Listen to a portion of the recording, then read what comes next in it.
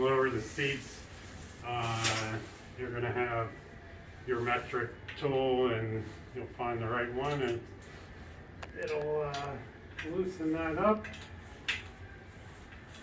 and you can get somebody on a bike a little more comfortably by raising the seat. General guideline is, I mean, you're not racing or you're not out there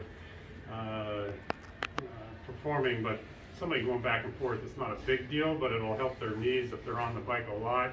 If you get the bike in a position when you're in the downstroke that you're not straight, you don't want to ever be locking your knee out every time you pedal, but you want to be close. That's where you get your most leverage. So as they're standing over the seat, you want to kind of have them be on the seat height where their legs just got a little bend in it. And that's the most comfortable ride for you. Show you a few maintenance things about the bike.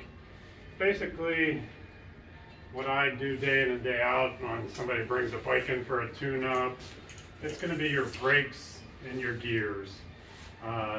You'll want to hang the bike so the chain's on this side. This is your derailleur that's adjusted by your shifter. So as I click, you can see that moves, and that's a gear. So that derailleur is the part that's in the back there. As that's moving by tension from a wire that goes into the back, it takes it up to the next gear as you're pedaling. So if somebody's pedaling and they want an easier gear, they would go into a lower number, which is the bigger gear in the back. That's more leverage. As you go down into the smaller one, that wheel goes faster for each revolution, and that's a harder gear. It takes a little more muscle, but if you're going downhill and you want to keep pedaling and get more speed, that's a better gear to be in. So it's the idea with biking, you don't want to be in a gear that you feel like you're really hammering and you're like killing your legs, but then you don't want to be, same point, you don't want to be spinning too much. You're just going nowhere. So you find that happy gear. So you'd want to put up the kickstand here, and this is going to turn to match the seat post.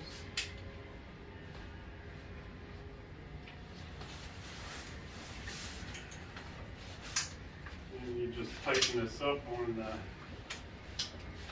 seat post here, and then it'll hold your bike. It's hard to work with glasses, so they fog up all the time in your mask. So basically, your bike's just hanging there, so you can spin the wheel, check your brakes. On the brake side of it, what you have is a caliper brake.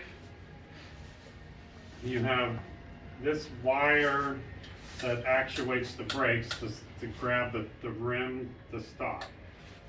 And you probably, I put these in my car, so I had to take the brake and loosen them up so that you could take the tire off. If you have to travel, you're not going to be doing anything like that. But that's how that works. It's just, they call this a noodle, and the wire comes out, and there's a little slot in your brake. So if somebody, for some reason, is in an accident or something and this comes apart, it's not really necessarily broken. It just needs reconnected. And you kind of have to grab both calipers together and find that wire in that slot there, and then you actuate the brakes. So you have a left and a right pad, and they should work in unison together. There is an adjustment, so if, say, this side's rubbing, there's an adjustment screw on each side, and what you have is a tension spring, on the inside of these cables, the brake calipers, and that pulls out. So there's a Phillips screw. You can use a straight or a Phillips, and you can clockwise turn this, and that's putting more tension on the spring to come this way.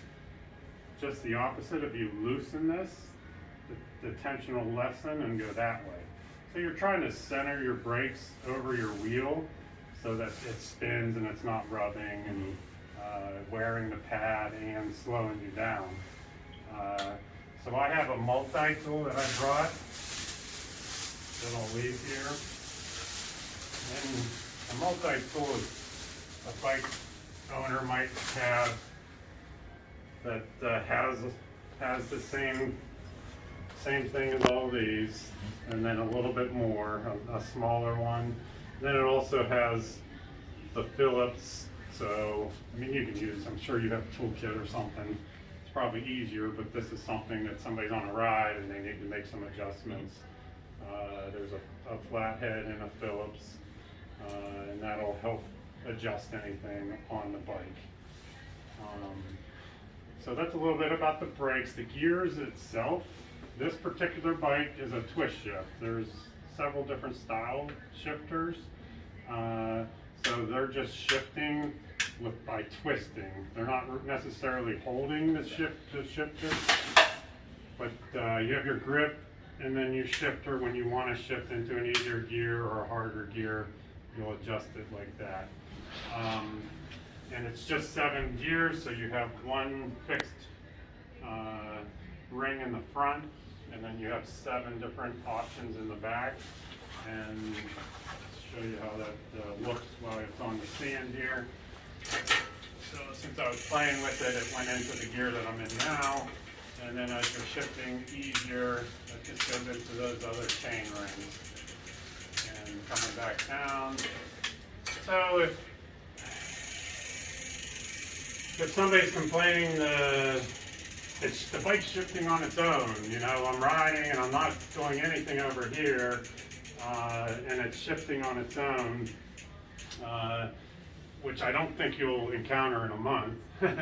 It's something that happens over time. You have a cable that goes all the way back, and that cable is like 3.5 feet long. And as you, over time, that cable might stretch a little bit, and that'll change the distance it's moving. So there is a tension adjuster on the derailleur itself, and you can turn this clockwise or counterclockwise. As you're standing behind the bike, if you go counterclockwise, you're actually tightening it, and that's generally what you have to do if it's wanting to shift.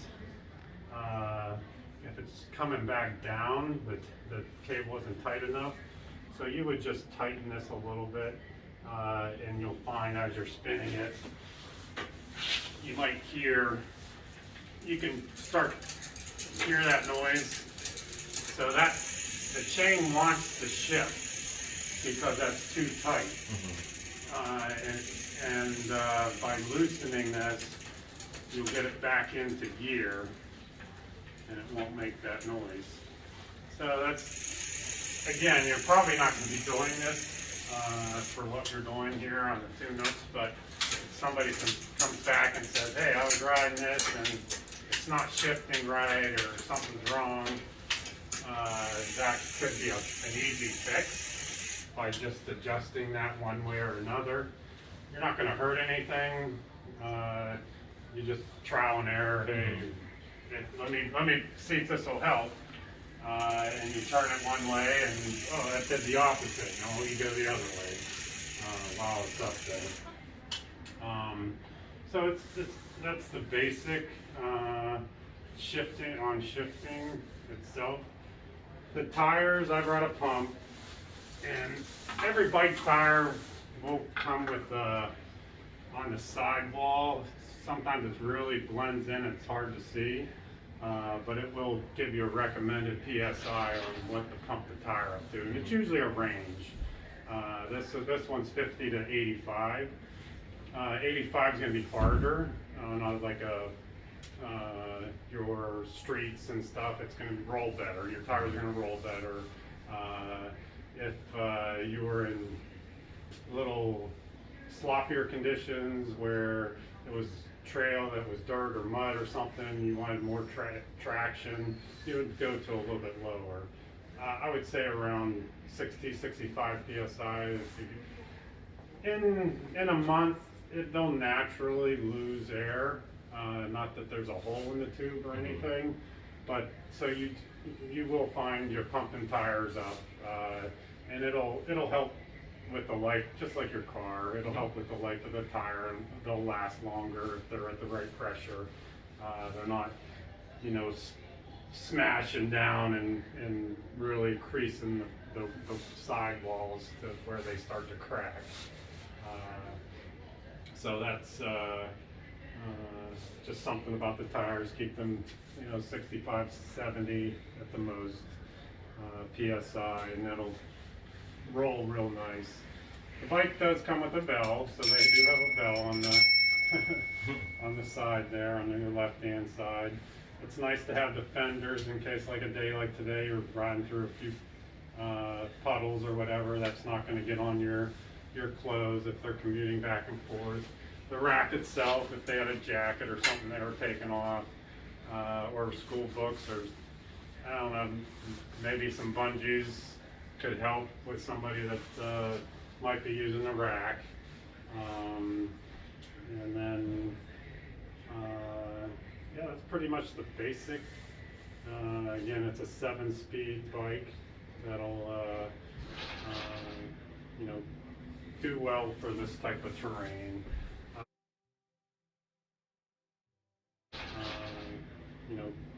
Do well for this type of terrain.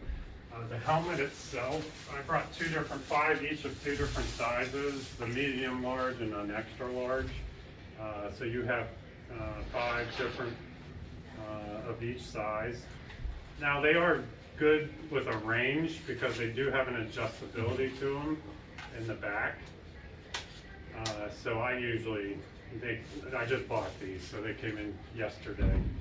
Your locks, they didn't come in, so I'll send them to you. I should have them today or tomorrow, and I'll just send you those. So you have a chin strap that they'll buckle in, and usually we kind of have some canned Lysol that we keep with our rentals, and after somebody's done with them, we'll spray them and set them aside, let them dry for a little bit, just to keep them clean, especially nowadays.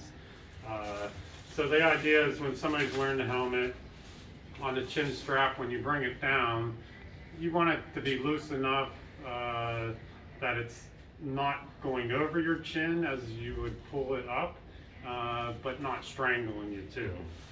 So you want to find that happy medium. It doesn't really have to be too tight, and then the placement's just kind of straight on your head. And then as they put this on, then they can snug it up to where it's just tight, not real snug. Yeah. You don't have to, as long as it's, when you fall, it's not gonna fall off, but it's not impeding your performance. With tire side, I wouldn't anticipate you getting a flat, but it's possible. Somebody ran over a nail or a spike. I brought a couple extra tubes. This is a 700 by 35, and the 35 is the width of the tire. Some tires, like a road bike, might have a 23 or a 25. That's the width. Real narrow mountain bikes might be 2 or 2.5, or there's fat tires that are 4. So this is the right size tube replacement. So what you'd find if somebody brought a bike back that had a flat tire is you'd have to release the brakes. You'd have to take your 15 millimeter wrench or an adjustable wrench, take your wheel off. Once you have the wheel off, the tire's already loose because there's no air in it. Like right now, you wouldn't be able to pry it off, but if there's no air in there, you'd be able to take, this is a bike tire lever, and you would lift up over the rim, and you kind of work that tire over top of the rim.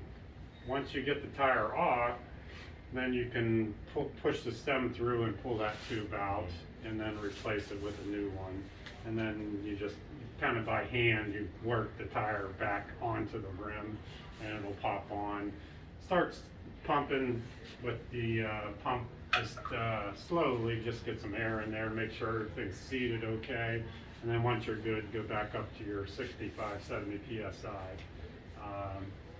You could get a flat. I mean, obviously you have me as a resource, so hey, I don't remember, whatever, call me and we'll figure it out. And then there's obviously millions of YouTube videos too, so I refer to those in some cases even now. So when you get into some more heavier bottom bracket issues and different things, so any questions on anything about the bike itself? It's I figured this is a pretty basic bike that could do